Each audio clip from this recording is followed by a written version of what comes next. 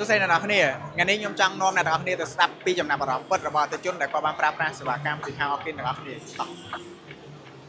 សួស្តីបងជាមួយគេដែរខ្ញុំឈ្មោះណែនខ្ញុំចង់សួរសំណួរខ្លះៗតាក់ទងជាមួយនឹងសេវាកម្មពីខាងអរគិនចាបងចាបានតាំងពីបងប្រើប្រាស់សេវាកម្មខាងអរគិនមកបងឃើញថាប្រសិទ្ធភាពក៏ដូចជាសេវាកម្មអីបងមានអីជា feedback ឲ្យពួកខ្ញុំដែរបង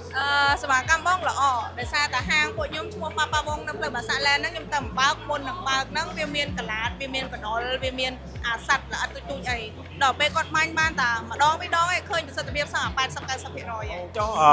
សម្រាប់តទៅមុខទៀតបើសិនជាបងមានកន្លែងថ្មីទៀតតើបងនៅជ្រើសរើសយកសេវាកម្មខាងអរគិនណាទៀតអត់បងយកដោយសារសេវាកម្មល្អសម្រាប់ក្រុមហ៊ុន Milk KH Food នៅបឹងតបៃហ្នឹងក៏ប្រើសេវាកម្មខាងបងដែរណាប៉ាប៉ាវងបាសាឡែនក៏ប្រើដែរហើយ Milk KH Food ក៏ប្រើដែរហើយហាងពួកខ្ញុំមួយទៀត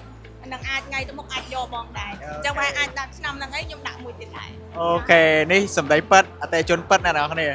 មួយវិញទៀតបងមួយសំណួរទៀតចុងក្រោយតាក់ទងជាមួយនឹងខាងក្រុម technician របស់ពួកបងគាត់ចោះទៅដល់សេវាកម្មហ្នឹងមិនដែរគាត់ល្អហូរហៀតាក់គាត់ចេះសួរយើងក៏សួរយើងបងពេលដាក់លើកមុនហ្នឹងបានកណ្ដុលអត់អីអត់ហើយសម្រាប់កាយក៏ដូរថ្មីឲ្យយើងនិយាយទៅដូចអត់មានចន្លោះខ្វះខាតឬក៏មានបុគ្គលិកណាឆ្លើយអីទេសើតែសមរម្យទាំងអស់ព្រោះតែតាក់ទាំងអស់ចឹងអរគុណបងច្រើនបានអរគុណបងចឹងសម្រាប់បងប្អូនទាំងអស់គ្នាដែលគាត់កំពុងតែជួបប្រទះទៅលើបញ្ហាសត្វល្អិតបងប្អូនទាំងអស់គ្នាអាចធ្វើការតំណែងមកខាងក្រុមការងារអរគិនបានដើម្បីទទួលបានការចុះទទួលពិនិត្យដោយឥតគិតថ្លៃ